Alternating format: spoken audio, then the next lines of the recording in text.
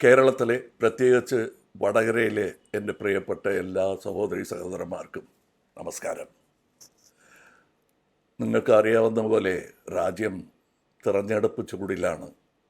നാളെ ഇതുവരെ നടന്ന തിരഞ്ഞെടുപ്പിനും ഇത്തവണ നമ്മൾ വോട്ട് രേഖപ്പെടുത്താൻ പോകുന്ന തിരഞ്ഞെടുപ്പിനും ഏറെ വ്യത്യാസമുണ്ട്. നമ്മൾ വോട്ട് ചെയ്യുന്നത് നമ്മുടെ രാജ്യത്തെ ഇന്ത്യയിൽ തന്നെ നിലനിർത്താൻ കൂടിയാണ്.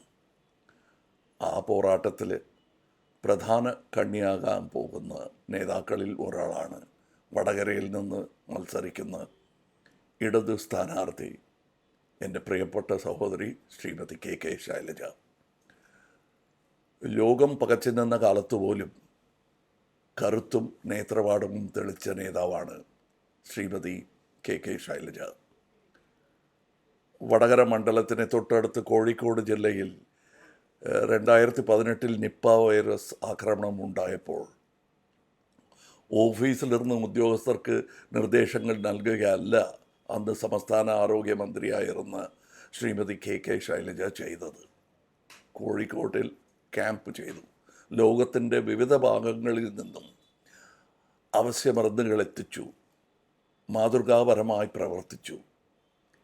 ഇതിലും മികച്ചതായിരുന്നു കോവിഡ് കാലത്ത് ആരോഗ്യമന്ത്രി എന്ന നിലയ്ക്ക് ശ്രീമതി കെ ശൈലജയുടെ പ്രവർത്തനം. കോവിഡ് നിയന്ത്രണത്തിൽ കേരളം രാജ്യത്തിന് മാതൃകയായിരുന്നു. അതിന് വഴിവെച്ചതും ശ്രീമതി ശൈലജയുടെ നേതൃത്വവും തന്നെയാണ്. ലോകാരോഗ്യ സംഘടനയും World Health Organisation and Central European യൂണിവേഴ്സിറ്റിയും ഒക്കെ അവരുടെ പ്രവർത്തനങ്ങളെ അംഗീകരിച്ച് അവാർഡുകൾ നൽകി. ഐക്യരാഷ്ട്രസഭ പ്രത്യേക പ്രതിനിധിയായി അവരുടെ സമ്മേളനത്തിലേക്ക് ശ്രീമതി ശൈലജയെ ക്ഷണിച്ചു. ലോകമാധ്യമങ്ങൾ ശ്രീമതി ശൈലജയുടെ കോവിഡ് കാലത്തെ പ്രവർത്തനങ്ങളെ പുകഴ്ത്തി എഴുതിയത് നമ്മൾ മറന്നിട്ടില്ല.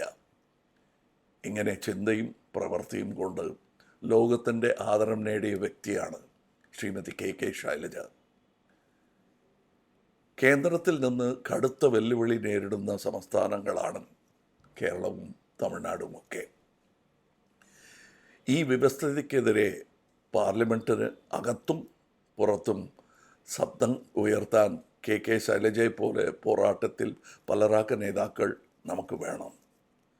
ശ്രീമതി കെ ശൈലജയ്ക്ക് ചുറ്റിക അരിവാൾ നക്ഷത്രത്തിൽ നിങ്ങളുടെ വിലയേറിയ വോട്ട് രേഖപ്പെടുത്തി വിജയിപ്പിക്കണം എന്ന് അഭ്യർത്ഥിക്കുന്നു. ശ്രീമതി കെ ശൈലജയ്ക്ക് 1000 വിജയാശംസകൾ നേരുന്നു. എൻ്റെ മലയാളി സഹോദരി സഹോദരന്മാർക്കും എല്ലാ നന്മകളും നേരുന്നു. നമസ്കാരം. ജയ് ഹിന്ദ്.